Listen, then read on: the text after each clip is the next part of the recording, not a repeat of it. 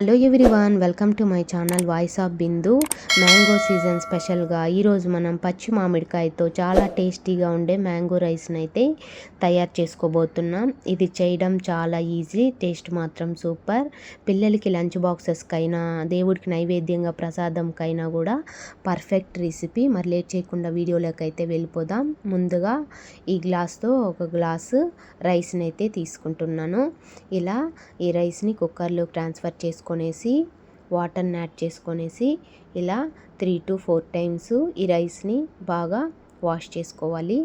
ఇలా బాగా వాష్ చేసుకున్న తర్వాత ఇప్పుడు ఇందులోకి ఒక గ్లాసు రైస్కి 2 గ్లాసెస్ ఆఫ్ వాటర్ని అయితే యాడ్ చేసుకోవాలి. ఇలా 2 గ్లాసెస్ ఆఫ్ వాటర్ని యాడ్ చేసుకున్న తర్వాత ఇప్పుడు ఇందులో ఒక 1/2 టేబుల్ స్పూన్ ఆయిల్ని యాడ్ చేసుకొనేసి కుక్కర్ మూత పెట్టుకొనేసి హై ఫ్లేమ్ పైన 3 విజిల్స్ రానిచ్చామంటే రైస్ అయితే పొడి పొడిగా రెడీ అయిపోతుంది. ఈ రైస్ ప్రిపేర్ అయ్యే లోపల మనము నెక్స్ట్ ప్రాసెస్ అయితే చూద్దాం. ఈ రైస్కి నేను మీడియం సైజ్ మ్యాంగోని అయితే తీసుకున్నాను. మ్యాంగోని వాష్ చేసుకున్న తర్వాత ఇలా పైన పొట్టునంతా పీల్ ఆఫ్ చేసుకొనేసి ఇలా తురుముకోవాలి. ఇలా మ్యాంగోనంతా బాగా తురుముకొనేసి ఈ మ్యాంగో తురుముని పక్కన పెట్టుకోవాలి. ఆ లోపల రైస్ అయితే ప్రిపేర్ అయిపోయింది. ఈ మ్యాంగో రైస్కి ఇలా రైస్ పొడి పొడిగా ఉంటేనే బాగుంటుంది. ఇప్పుడు ఈ రైస్ని ఆరపెట్టుకోవాలి పక్కన.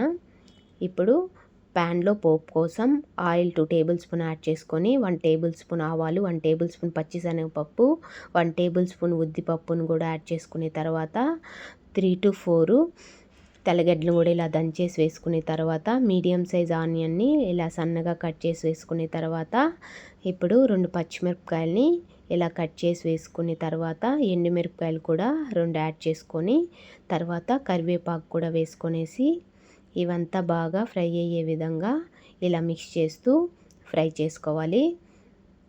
ఈ ఆనియన్ ఇవంతా బాగా ఫ్రై అయ్యే విధంగా ఇలా ఫ్రై చేసుకున్న తర్వాత ఇప్పుడు ఇందులోకి 1 టేబుల్ స్పూను శనగగింజలను కూడా యాడ్ చేసుకొనేసి ఈ శనగగింజలు అంతా ఆయిల్లో బాగా ఫ్రై అయ్యే విధంగా ఇలా ఫ్రై చేసుకోవాలి.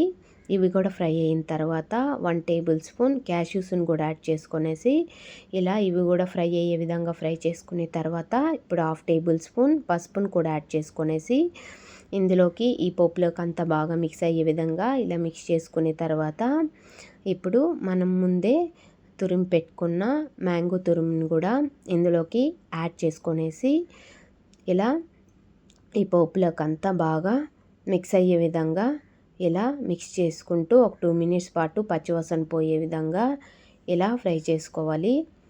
ఇలా బాగా ఫ్రై చేసుకున్న తర్వాత ఇప్పుడు ముందే మనం రైస్ని వండుకొనేసి ఆరపెట్టుకున్నాం కదా, ఆ రైస్లోకి ఈ పోపునైతే యాడ్ చేసుకోవాలి.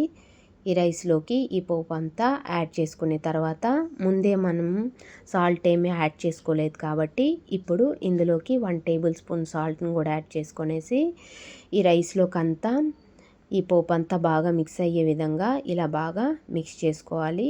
చేత్తో మిక్స్ చేశారంటే బాగా మిక్స్ అవుతుంది, అలానే టేస్ట్ కూడా బాగుంటుందన్నమాట.